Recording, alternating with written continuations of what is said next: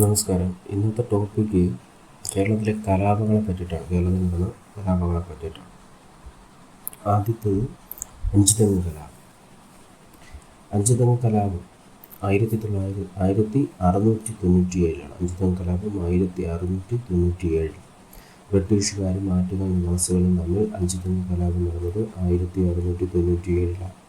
അഞ്ചുതെങ്ങ് കലാപത്തിൻ്റെ പ്രധാന കാരണം കുരുമുളകിൻ്റെ വ്യാപാര കുത്തക ബ്രിട്ടീഷുകാർ സ്വന്തമാക്കിയതാണ്. ബ്രിട്ടീഷുകാർ അഞ്ചുതെങ്ങ് കോട്ട പണികഴിപ്പിച്ച വർഷം 1695. ബ്രിട്ടീഷുകാർക്ക് അഞ്ചുതെങ്ങിൽ കോട്ട പണിയാനുള്ള അനുമതി നൽകിയ ഭരണാധികാരി ആറ്റിങ്ങൽ റാണി അല്ലെങ്കിൽ ഉമ്മയമ്മയാണ്. അഞ്ചുതെങ്ങ് സ്ഥിതി ചെയ്യുന്ന ജില്ല തിരുവനന്തപുരം. അപ്പോൾ അഞ്ചുതെങ്ങ് കലാപം 1697.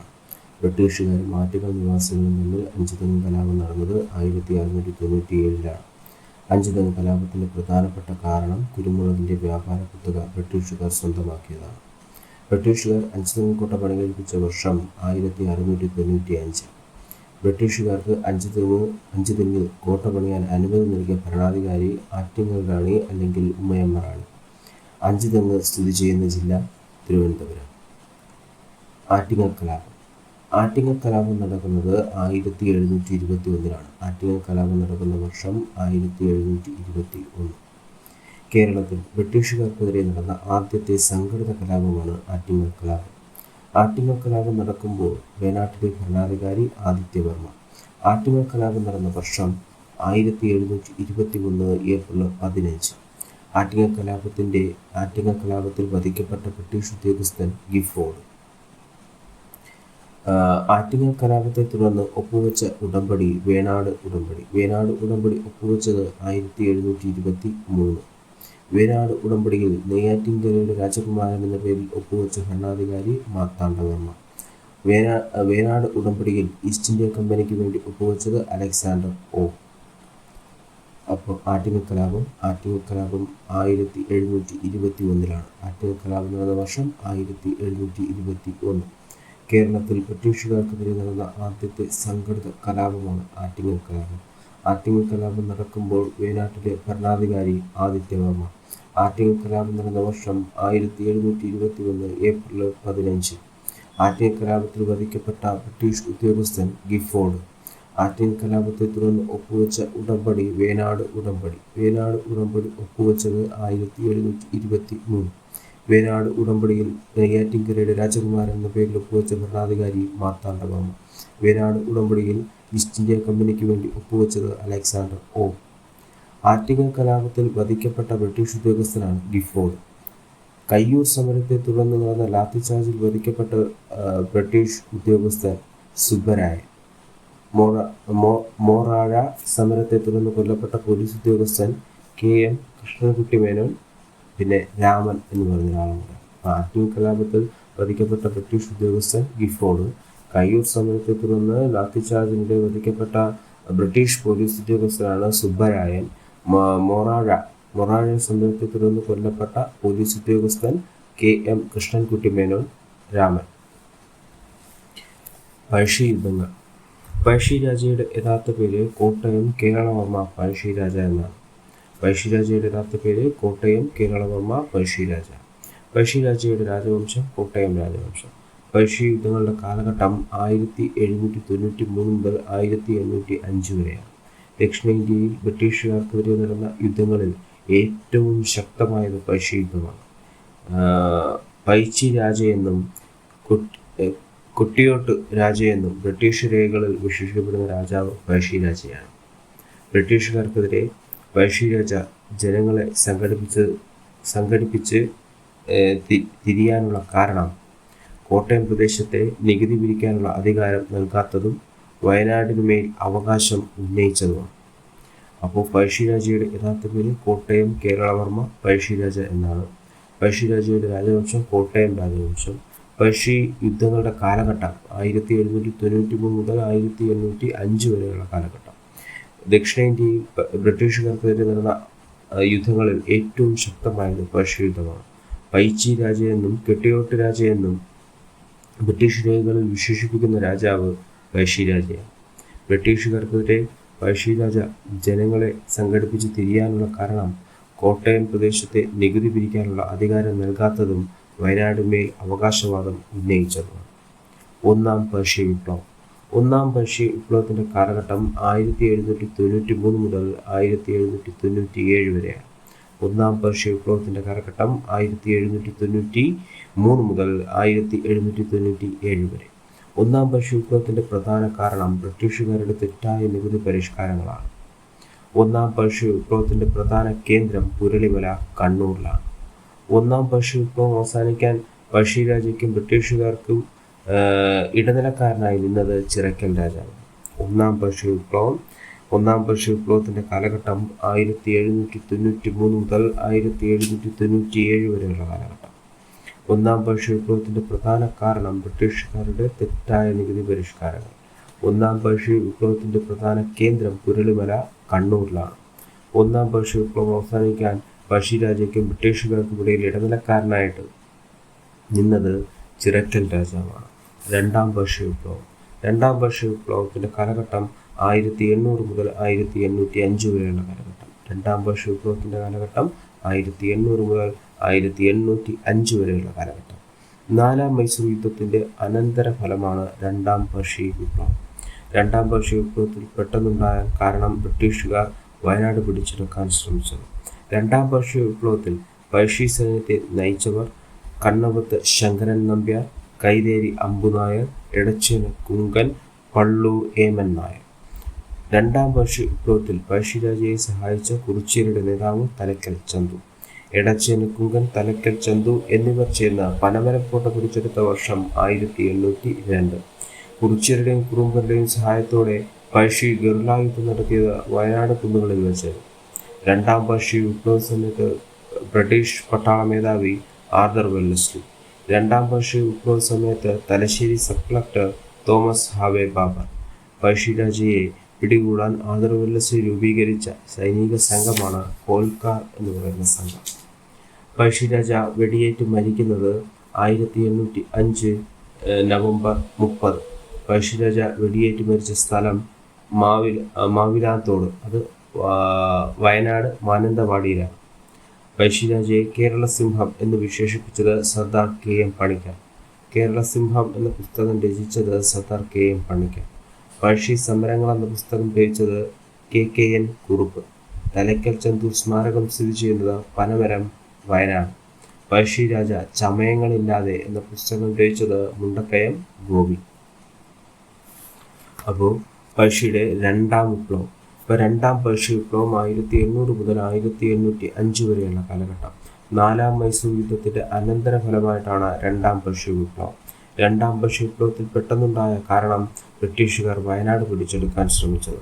രണ്ടാം പഴശ്ശി വിപ്ലവത്തിൽ ബ്രിട്ടീഷ് സൈന്യത്തെ നയിച്ചവർ കണ്ണവത്ത് ശങ്കരൻ നമ്പ്യാർ, കൈതേരി അമ്പുനായർ, എടച്ചേന കുങ്കൻ, പള്ളൂർ ഏമൻ നായർ. രണ്ടാം പഴശ്ശി വിപ്ലവത്തിൽ പഴശ്ശിരാജയെ സഹായിച്ച കുറിച്യരുടെ നേതാവാണ് തലക്കൽ ചന്തു. എടച്ചേന കുങ്കൻ, തലക്കൽ ചന്തു എന്നിവർ ചേർന്ന് പനമരം കോട്ട പിടിച്ചെടുത്ത വർഷം 1802. കുറിച്യരുടെയും കുറുമ്പരുടെയും സഹായത്തോടെ പഴശ്ശി ഗറില്ലാ യുദ്ധം നടത്തിയത് വയനാട് കുന്നുകളിൽ വെച്ചാണ്. രണ്ടാം പഴശ്ശി വിപ്ലവ സമയത്ത് ബ്രിട്ടീഷ് പട്ടാള മേധാവി ആർതർ വെല്ലസ്ലി. രണ്ടാം പഴശ്ശി വിപ്ലവ സമയത്ത് Thalassery sub collector Thomas Harvey Baber. പഴശ്ശിരാജയെ പിടികൂടാൻ ആർതർ വെല്ലസ്ലി രൂപീകരിച്ച സൈനിക സംഘമാണ് കോൽക്കാർ എന്ന് പറയുന്ന സംഘം. പഴശ്ശിരാജ വെടിയേറ്റ് മരിക്കുന്നത് 1805 നവംബർ 30. പഴശ്ശിരാജ വെടിയേറ്റ് മരിച്ച സ്ഥലം മാവിലാത്തോട്, അത് വയനാട് മാനന്തവാടിയിലാണ്. പഴശ്ശിരാജയെ കേരള സിംഹം എന്ന് വിശേഷിപ്പിച്ചത് സർദാർ KM പണിക്കറാണ്. കേരള സിംഹം എന്ന പുസ്തകം രചിച്ചത് സർദാർ KM പണിക്കറാണ്. പഴശ്ശി സമരങ്ങൾ എന്ന പുസ്തകം രചിച്ചത് KKN കുറുപ്പ്. തലക്കൽ ചന്തു സ്മാരകം സ്ഥിതി ചെയ്യുന്നത് പനമരം, വയനാട്. പഴശ്ശിരാജ ചമയങ്ങളില്ലാതെ എന്ന പുസ്തകം അത് എഴുതിയത് മുണ്ടക്കയം ഗോപി. പഴശ്ശി സ്മാരകം സ്ഥിതി ചെയ്യുന്നത് മാനന്തവാടിയിലാണ്, വയനാട് മാനന്തവാടി. പഴശ്ശി സ്മാരകം. പഴശ്ശി മ്യൂസിയം സ്ഥിതി ചെയ്യുന്നത് കോഴിക്കോട് ഈസ്റ്റ് ഹില്ലിൽ. പഴശ്ശി ഡാം കണ്ണൂരിലാണ്, വളപട്ടണം പുഴയിലാണ് പഴശ്ശി ഡാം സ്ഥിതി ചെയ്യുന്നത്. പഴശ്ശി ഗുഹ സ്ഥിതി ചെയ്യുന്നത് മലപ്പുറത്താണ്. പഴശ്ശി കോളേജ് സ്ഥിതി ചെയ്യുന്നത് വയനാട് പുൽപ്പള്ളിയിലുണ്ട്, കണ്ണൂർ മട്ടന്നൂരിലുണ്ട്. പഴശ്ശി സ്മാരകം സ്ഥിതി ചെയ്യുന്നത് വയനാട് മാനന്തവാടിയിലാണ്. പഴശ്ശി മ്യൂസിയം സ്ഥിതി ചെയ്യുന്നത് കോഴിക്കോട് ഈസ്റ്റ് ഹില്ലിലാണ്. പഴശ്ശി ഡാം സ്ഥിതി ചെയ്യുന്നത് കണ്ണൂരിൽ വളപട്ടണം പുഴയിലാണ്.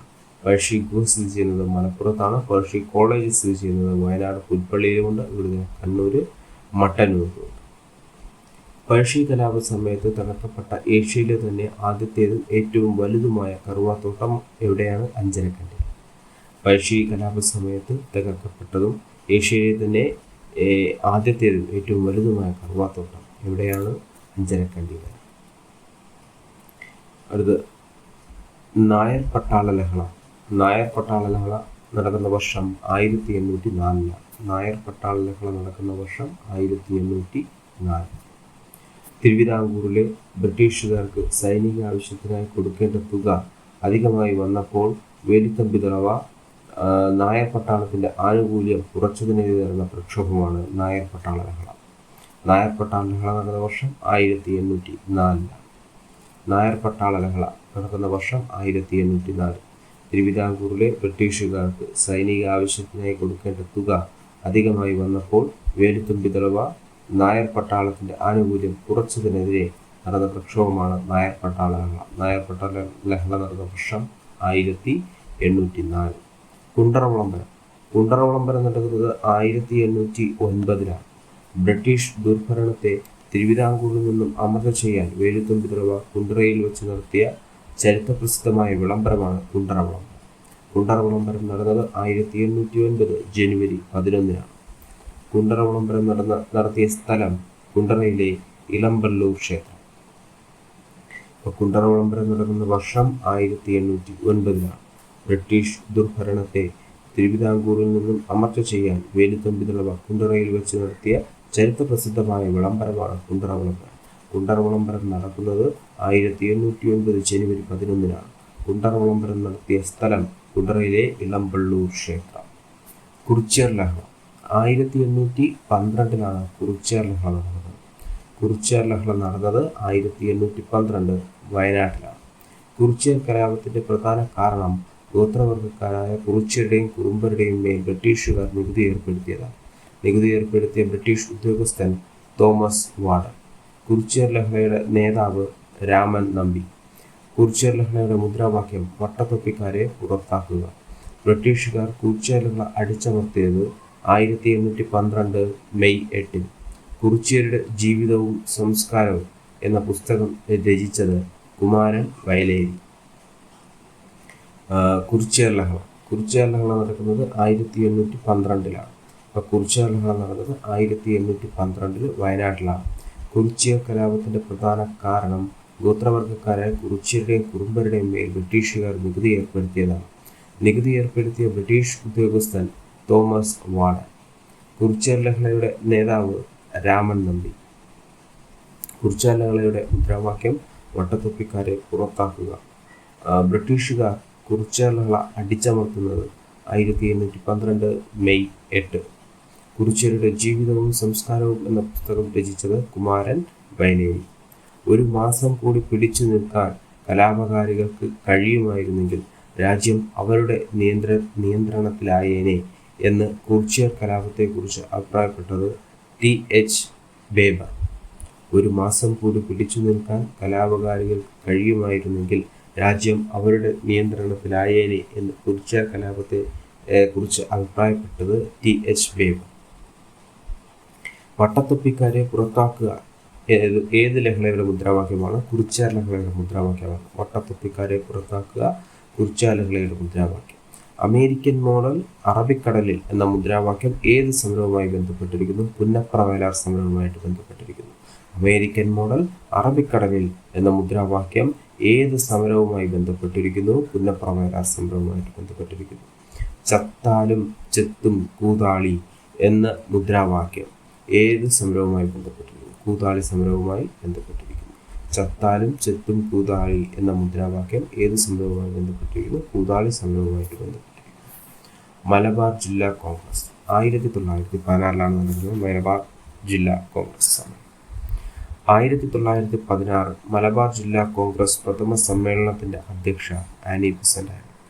1916 മലബാർ ജില്ലാ കോൺഗ്രസ് പ്രഥമ സമ്മേളനം നടന്ന സ്ഥലം പാലക്കാടാണ്. അക്കാലത്ത് കോൺഗ്രസ് പ്രവർത്തനങ്ങൾക്ക് മലബാറിൽ നേതൃത്വം നൽകിയത് KP Kesava Menon, KP Raman Menon, Muhammad Abdurahman Sahib, K Madhavan Nair, E Moidu Maulavi, MP Narayana Menon.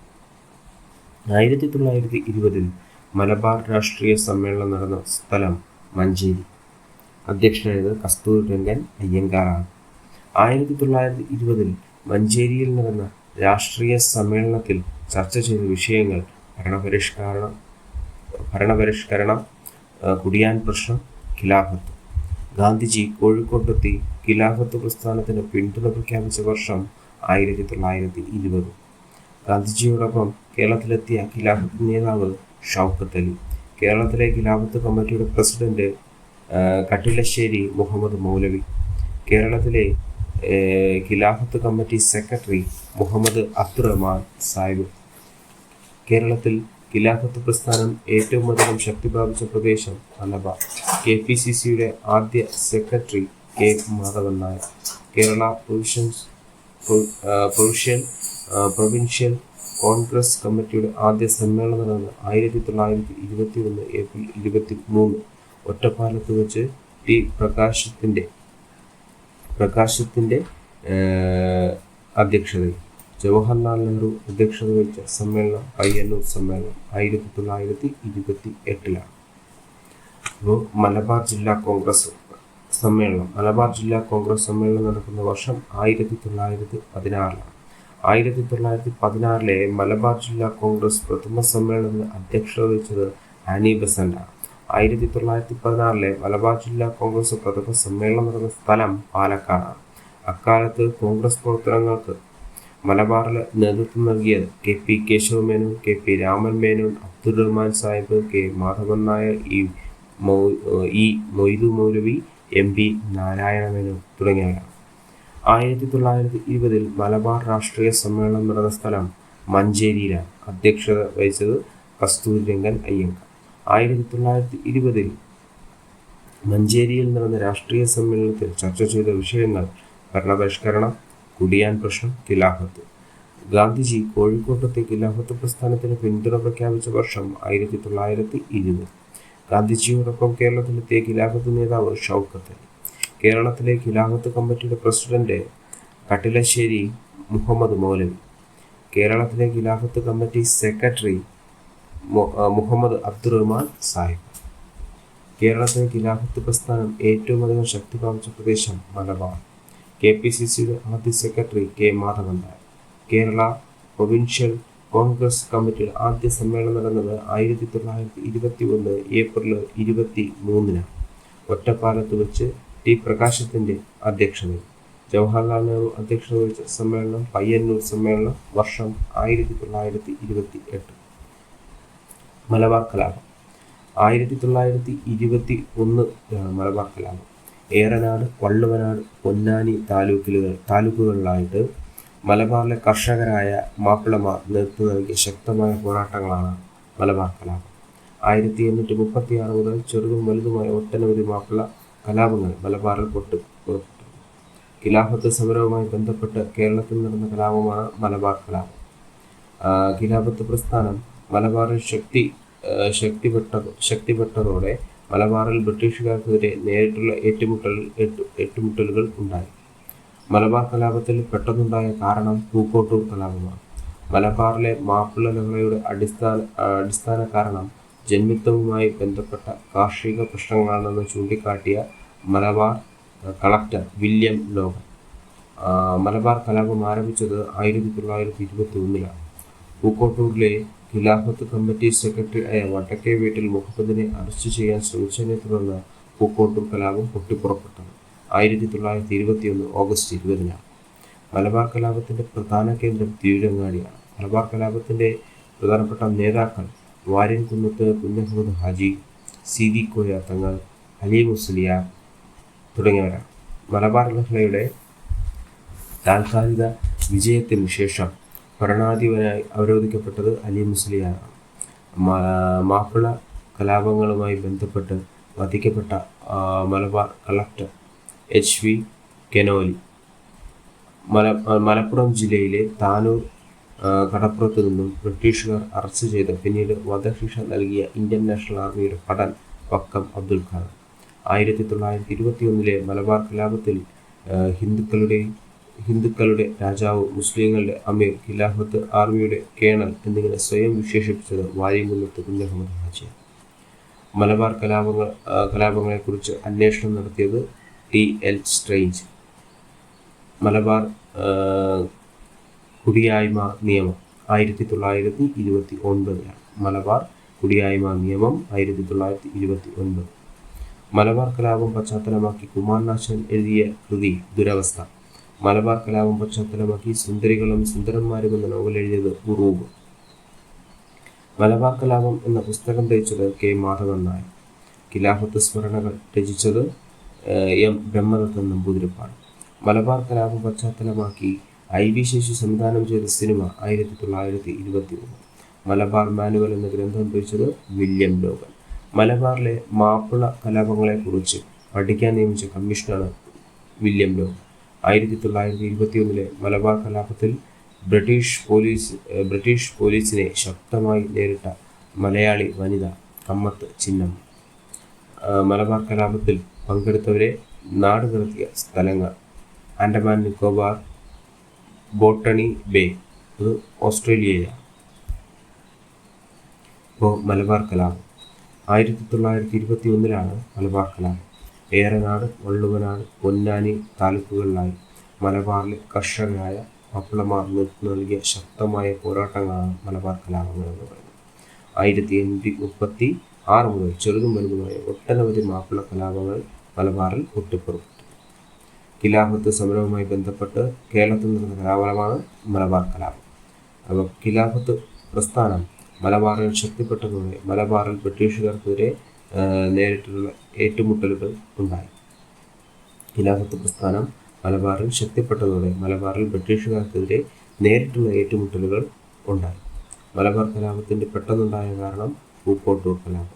മലബാറിലെ മാപ്പിള ലഹളകളുടെ അടിസ്ഥാന കാരണം ജന്മിത്വവുമായി ബന്ധപ്പെട്ട കാർഷിക പ്രശ്നങ്ങളാണെന്ന് ചൂണ്ടിക്കാട്ടിയ മലബാർ കളക്ടറാണ് വില്യം ലോഗൻ. മലബാർ കലാപം ആരംഭിച്ചത് 1921. പൂക്കോട്ടൂരിലെ ഖിലാഫത്ത് കമ്മിറ്റി സെക്രട്ടറിയായ വടക്കേ വീട്ടിൽ മുഹമ്മദിനെ അറസ്റ്റ് ചെയ്യാൻ ശ്രമിച്ചതിനെ തുടർന്ന് പൂക്കോട്ടൂർ കലാപം പൊട്ടിപ്പുറപ്പെടുന്നത് 1921 ഓഗസ്റ്റ് 20. മലബാർ കലാപത്തിൻ്റെ പ്രധാന കേന്ദ്രം തിരൂരങ്ങാടിയാണ്. മലബാർ കലാപത്തിലെ പ്രധാനപ്പെട്ട നേതാക്കൾ വാര്യംകുന്നത്ത് കുഞ്ഞഹമ്മദ് ഹാജി, CD കോയ തങ്ങൾ, അലി മുസലിയാർ തുടങ്ങിയവരാണ്. ഇപ്പം മലബാർ ലഹളയുടെ താൽക്കാലിക വിജയത്തിന് ശേഷം ഭരണാധിപനായി അവരോധിക്കപ്പെട്ടത് അലി മുസലിയാരാണ്. മാപ്പിള കലാപങ്ങളുമായി ബന്ധപ്പെട്ട് വധിക്കപ്പെട്ട മലബാർ കളക്ടർ HV കെനോലിയ. മലപ്പുറം ജില്ലയിലെ താനൂർ കടപ്പുറത്ത് നിന്നും ബ്രിട്ടീഷുകാർ അറസ്റ്റ് ചെയ്ത് പിന്നീട് വധശിക്ഷ നൽകിയ ഇന്ത്യൻ നാഷണൽ ആർമിയുടെ ഭടനാണ് വക്കം അബ്ദുൽ ഖാദർ. 1921 മലബാർ കലാപത്തിൽ ഹിന്ദുക്കളുടെ രാജാവ്, മുസ്ലിങ്ങളുടെ അമീർ, ഖിലാഫത്ത് ആർമിയുടെ കേണൽ എന്നിങ്ങനെ സ്വയം വിശേഷിപ്പിച്ചത് വാര്യംകുന്നത്ത് കുഞ്ഞഹമ്മദ് ഹാജി. മലബാർ കലാപത്തെക്കുറിച്ച് അന്വേഷണം നടത്തിയത് T.L. Strange.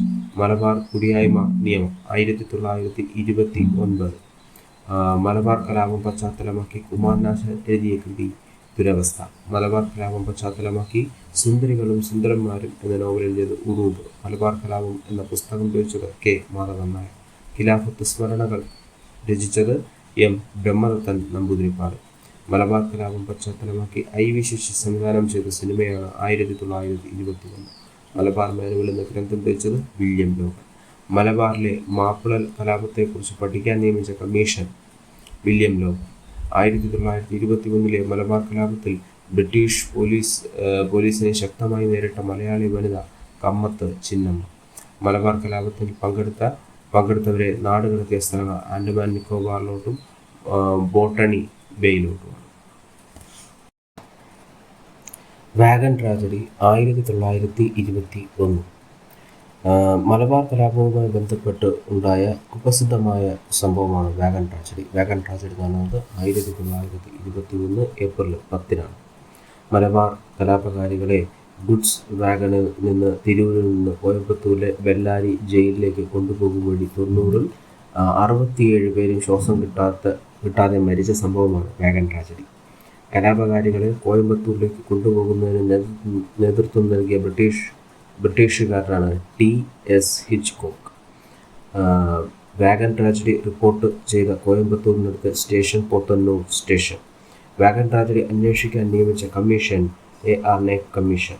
Black hole of Podanur എന്ന വാഗൺ ട്രാജഡിയെ വിശേഷിപ്പിച്ചത് സുമിത് സർക്കാരാണ്. വാഗൺ ട്രാജഡി സ്മാരകം സ്ഥിതി ചെയ്യുന്നത് തിരൂരിലാണ്.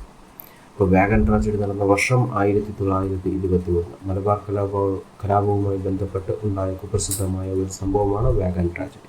വാഗൺ ട്രാജഡി നടന്നത് 1923 November 10. Malabar കലാപകാരികളെ goods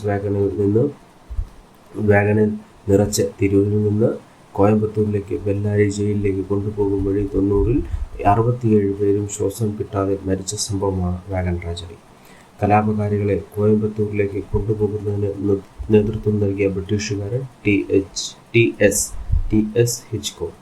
wagon tragedy report ചെയ്ത കോയമ്പത്തൂരിനടുത്ത station Podanur station. Wagon tragedy അന്വേഷിക്കാൻ നിയമിച്ച commission A.R. Naik commission. Black hole of Podanur എന്ന് വാഗൺ ട്രാജഡിയെ വിശേഷിപ്പിച്ചത് സുമിത് സർക്കാർ. വാഗൺ ട്രാജഡി സ്മാരകം സ്ഥിതി ചെയ്യുന്നത് തിരൂരിലാണ്. മലബാർ കലാപങ്ങളെക്കുറിച്ച് അന്വേഷണം നടത്തിയ കമ്മീഷൻ T.L. സ്ട്രേഞ്ചാണ്. വാഗൺ ട്രാജഡി അന്വേഷിക്കാൻ നിയമിച്ച കമ്മീഷൻ A.R. നായക്. മലബാർ കലാപങ്ങളെക്കുറിച്ച് അന്വേഷണം നടത്തിയ commission T.L. Strange. Wagon tragedy അന്വേഷിക്കാൻ നിയമിച്ച കമ്മീഷൻ A.R. നായക് കമ്മീഷൻ. ഗാന്ധിജിയുടെ കേരള സന്ദർശനം. ഗാന്ധിജി ആദ്യമായി കേരളം സന്ദർശിച്ച വർഷം 1920 ഓഗസ്റ്റ് 18. ഗാന്ധിജി രണ്ടാമതായി കേരളം സന്ദർശിച്ച വർഷം 1925 മാർച്ച് 8. ഗാന്ധിജി മൂന്നാമതായി കേരളം സന്ദർശിച്ച വർഷം 1927 ഒക്ടോബർ 9. ഹരിജൻ ധനസമാഹരണത്തിനായി ഗാന്ധിജി നാലാമതായി കേരളം സന്ദർശിച്ച വർഷം 1934 ജനുവരി 10. ഗാന്ധിജി അവസാനമായി കേരളം സന്ദർശിച്ച വർഷം 1937 ജനുവരി 12. അപ്പോൾ ഗാന്ധിജിയുടെ കേരള സന്ദർശനമാണ്. ഗാന്ധിജി ആദ്യമായി കേരളം സന്ദർശിച്ച വർഷം 1920 ഓഗസ്റ്റ് 18. ഗാന്ധിജി രണ്ടാമത് കേരളം സന്ദർശിക്കുന്നത് 1925 മാർച്ച് 8. ഗാന്ധിജി മൂന്നാമതായിട്ട് കേരളം സന്ദർശിക്കുന്നത് 1927 ഒക്ടോബർ 9. ഹരിജൻ ധനസമാഹരണത്തിനായി ഗാന്ധിജി നാലാമത് കേരളം സന്ദർശിക്കുന്നത് 1934 ജനുവരി 10. ഗാന്ധിജി അവസാനമായി കേരളം സന്ദർശിക്കുന്ന വർഷം 1937 ജനുവരി 12. കേരളത്തിലെ ഉപ്പ് സത്യാഗ്രഹം. കേരള ഉപ്പ് സത്യാഗ്രഹം 1930 വർഷം. അപ്പോൾ കേരളത്തിൽ ഉപ്പ് സത്യാഗ്രഹം ആരംഭിച്ചത് 1930 ഏപ്രിൽ 13. കേരളത്തിൽ ഉപ്പ് സത്യാഗ്രഹത്തിന് നേതൃത്വം നൽകിയത് കെ കേളപ്പനോടൊപ്പം പങ്കെടുത്ത പ്രധാനപ്പെട്ട നേതാക്കൾ പി കൃഷ്ണപിള്ള, കെ കുഞ്ഞപ്പ നമ്പ്യാർ, പി കേശവ നമ്പ്യാർ, PC കുഞ്ഞിരാമൻ നമ്പ്യാർ. കേരളത്തിലെ ഉപ്പ് സത്യാഗ്രഹത്തിൻ്റെ പ്രധാന കേന്ദ്രം പയ്യന്നൂരിലെ ഉളിയത്ത് കടവ്. രണ്ടാം പെരുതുളി എന്നറിയപ്പെടുന്നത് പയ്യന്നൂരാണ്. പയ്യന്നൂരിൽ ഉപ്പ് സത്യാഗ്രഹത്തിന് നേതൃത്വം നൽകിയ പ്രധാന നേതാവ് കെ കേളപ്പൻ്റെ നേതൃത്വത്തിൽ നടന്ന ഉപ്പ് സത്യാഗ്രഹ ജാഥയിൽ പങ്കെടുത്തവരുടെ എണ്ണം 32. കോഴിക്കോട് ജില്ലയിൽ ഉപ്പ് സത്യാഗ്രഹത്തിന് നേതൃത്വം നൽകിയ പ്രധാന നേതാവ് മുഹമ്മദ് അബ്ദുൾ റഹ്മാൻ. കോഴിക്കോട് നിന്ന് പയ്യന്നൂരിലെത്തി കെ കേളപ്പൻ്റെ നേതൃത്വത്തിൽ ഉപ്പ് നിയമം ലംഘിച്ചത് 1930 ഏപ്രിൽ 23. കേരളത്തിലെ ഉപ്പ് സത്യാഗ്രഹത്തിലുടനീളം ആലപിച്ച ഗാനം വരിക വരിക സഹചരി എന്ന ഗാനം രചിച്ചത് അംശി നാരായണപിള്ള. പാലക്കാട് നിന്ന് പയ്യന്നൂരിലേക്ക് സത്യാഗ്രഹ ജാഥ നയിച്ചത് T.R. Krishnaswami Iyer. K Kelappan arrest വരിച്ചതിനു ശേഷം ഉപ്പ് സത്യാഗ്രഹത്തിന് നേതൃത്വം നൽകിയത് മൊയ്യാരത്ത് ശങ്കരൻ. കേരളത്തിൽ ഉപ്പ് സത്യാഗ്രഹത്തിൻ്റെ പൈലറ്റ് എന്നറിയപ്പെടുന്ന വ്യക്തി മൊയ്യാരത്ത് ശങ്കരൻ. കേരളത്തിൽ ഉപ്പ് സത്യാഗ്രഹം പോലീസ് അടിച്ചമർത്തിയത് 1930 മെയ് 12. കേരളത്തിൽ ഉപ്പ് സത്യാഗ്രഹ സ്മാരകം സ്ഥിതി ചെയ്യുന്നത് ഉളിയത്ത് കടവ്. ഉപ്പ് നിയമലംഘനത്തിൽ സജീവമായി പങ്കെടുത്ത മറ്റു നേതാക്കൾ മുഹമ്മദ് അബ്ദുറഹ്മാൻ സാഹിബ്, മൊയ്യാരത്ത് ശങ്കരൻ, മൊയ്തു മൗലവി തുടങ്ങിയവരാണ്. ഉപ്പ് സത്യാഗ്രഹത്തെ തുടർന്ന് 43 ദിവസത്തെ ഉപവാസത്തിനൊടുവിൽ ജയിലിൽ വെച്ച് മരണപ്പെട്ട വ്യക്തി PC കുഞ്ഞിരാമൻ അടിയോടി. നിയമലംഘന പ്രസ്ഥാനത്തിൻ്റെ ഭാഗമായി നടന്ന പ്രവർത്തനങ്ങൾ ദേശവസ്തു ബഹിഷ്കരണം, മദ്യഷാപ്പ് പിക്കറ്റിങ്ങുകൾ, പിന്നെ ഖാദി പ്രചരണം. അപ്പോൾ കേരള ഉപ്പ് സത്യാഗ്രഹം 1930 സംഭവം. കേരളത്തിലെ ഉപ്പ് സത്യാഗ്രഹം ആരംഭിക്കുന്നത് 1930 ഏപ്രിൽ 13. കേരളത്തിൽ ഉപ്പ് സത്യാഗ്രഹത്തിന് നേതൃത്വം നൽകിയത് കെ കേളപ്പനാണ്. കെ കേളപ്പനോടൊപ്പം പങ്കെടുത്ത പ്രധാനപ്പെട്ട നേതാക്കൾ പി കൃഷ്ണപിള്ള, കെ കുഞ്ഞപ്പ നമ്പ്യാർ, പി കേശവൻ നമ്പ്യാർ, പി സി കുഞ്ഞിരാമൻ നമ്പ്യാർ തുടങ്ങിയവരാണ്. കേരളത്തിലെ ഉപ്പ് സത്യാഗ്രഹത്തിന്റെ പ്രധാന കേന്ദ്രം പയ്യന്നൂരിലെ ഉളിയത്ത് കടവ് ആണ്. രണ്ടാം ബർദോളി എന്നറിയപ്പെടുന്നത് പയ്യന്നൂരാണ്.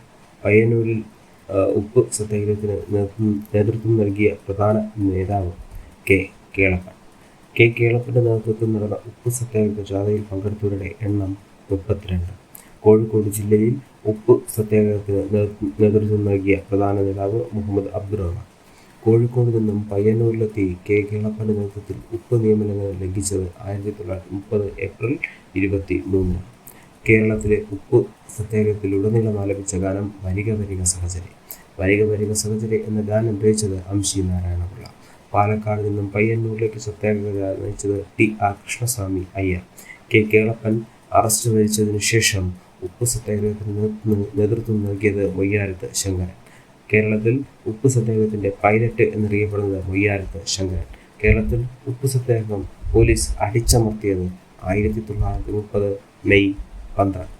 കേരളത്തിൽ ഉപ്പ് സത്യാഗ്രഹ സ്മാരകം സ്ഥിതി ചെയ്യുന്നത് ഉളിയത്ത് കടവ്. ഉപ്പ് നിയമലംഘനത്തിന് സജീവമായി പങ്കെടുത്ത മറ്റ് നേതാക്കൾ മുഹമ്മദ് അബ്ദുറഹ്മാൻ സാഹിബ്, മൊയ്യാരത്ത് ശങ്കരൻ, മൊയ്തു മൗലവി തുടങ്ങിയവരാണ്. ഉപ്പ് സത്യാഗ്രഹത്തെ തുടർന്ന് 43 ദിവസത്തെ ഉപവാസത്തിനൊടുവിൽ ജയിലിൽ വെച്ച് മരണപ്പെട്ട വ്യക്തി പി സി കുഞ്ഞിരാമൻ അടിയോടി. നിയമലംഘന പ്രസ്ഥാനത്തിന്റെ ഭാഗമായി നടന്ന പ്രവർത്തനങ്ങളാണ് വിദേശ വസ്തു ബഹിഷ്കരണം, മദ്യഷാപ്പ് പിക്കറ്റിങ്ങുകൾ, ഖാദി പ്രചരണം തുടങ്ങിയ